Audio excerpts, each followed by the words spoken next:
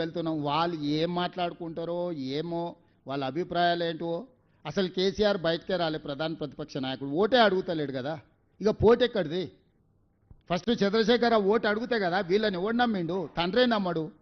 తండ్రి నమ్ముతాడా వీళ్ళను? వీళ్ళు దొంగలని ఆయనే ఎన్నోసార్లు మీ పోయిన వాళ్ళు అందరికీ చెప్పారు. అక్కడ ఉన్న సీనానికి ఎక్కువ తెలుసు వాళ్ళ పిల్లల మీద ఆయనకి ఏమో అభిప్రాయం ఉందో. వీళ్ళనే వాడు నమ్ముతాడా? తాడు బొంగరం లేని వాళ్ళు పొద్దుగాల ఆడుంటారో సాయంత్రం ఆడుంటారో తెలియదు. వీళ్ళకు ప్రజలతో ఏం సంబంధం? సీఎం గారు ఏం ప్రభాకర్?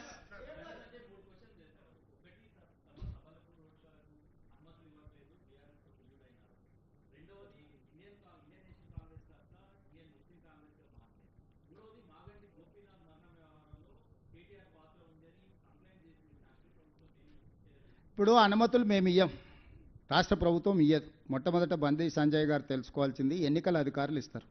ఎన్నికల అధికారులు కేంద్ర ప్రభుత్వం ఇదంతా ఒక వ్యవస్థ.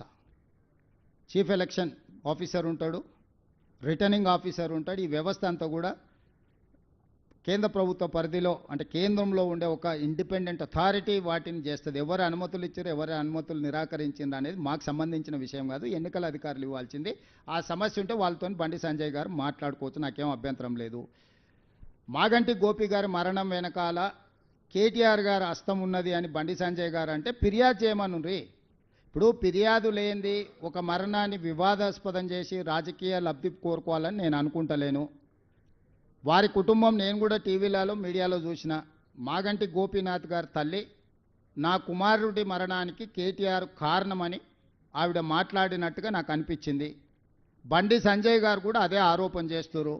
నిర్దిష్టమైన ఆరోపణ చేసినప్పుడు కేంద్ర మంత్రిగా నాకు ఒక లెటర్ రాయమనుండ్రి. పోలీసులు పోలీస్ స్టేషన్కు, నాకు తెలిసి హాస్పిటల్ వచ్చేసి మాదాపూర్ పోలీస్ స్టేషన్ పరిధిలో వస్తుంది. మాదాపూర్ పోలీస్ స్టేషన్కైనా లేకపోతే డీజీపీకైనా బండి సంజయ్ గారు విచారణ చేయమని లేఖ రాస్తే తప్పకుండా పోలీసులు విచారణ చేస్తారు. పోలీసు చట్టం తన పని తాను చేసుకొని పోతుంది. సీఎం గారు ఇక్కడ సీఎం గారు బండి సంజయ్ ఇంకొక అప్పీల్ చేశారు. హిందువులు మొత్తం కూడా బీజేపీ ఓటేయాలి, కాంగ్రెస్కు ముస్లింలు మద్దతు ఇస్తున్నారు కాబట్టి హిందువులంతా ఏకం కావాలనే ఒక అప్పీల్ చేశారు. ఏం చెప్తారు? ఇప్పుడు నేను అడిగేది ఒకటే, 14 తారీఖు నాడు బీజేపీకి డిపాజిట్ రాదు, మీరు రాసి పెట్టుకోండి. ఇప్పటి వరకు చాలా ఎన్నికల ముందు మనం మాట్లాడుకున్నాం, మీరు అందరు చాలామంది ఇక్కడ సాక్ష్యం. నేను చాలా ఎన్నికలలో మనం విశ్లేషించుకున్నాం, మాట్లాడుకున్నాం. నేను ఈరోజు స్పష్టంగా చెప్తున్నా, ఈ ఎన్నికల్లో భారతీయ జనతా పార్టీకి డిపాజిట్ రాదు.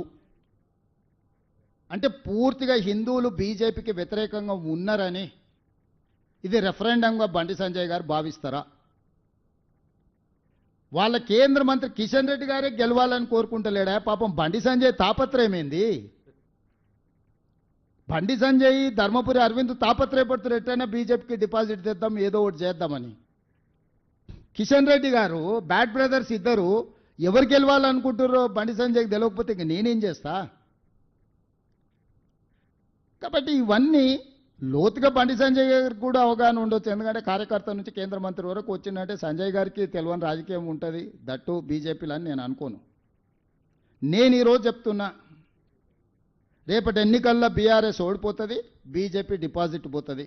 బీజేపీ డిపాజిట్ అయినప్పుడు బీజేపీతో హిందువులు లేరు అని రెఫరెండం కింద బండి సంజయ్ గారు భావిస్తే దాని మీద మాట్లాడమన్నారు బండి సంజయ్ గారిని.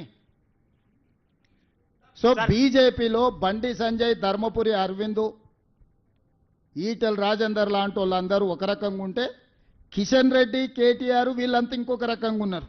సీఎం గారు బీఆర్ఎస్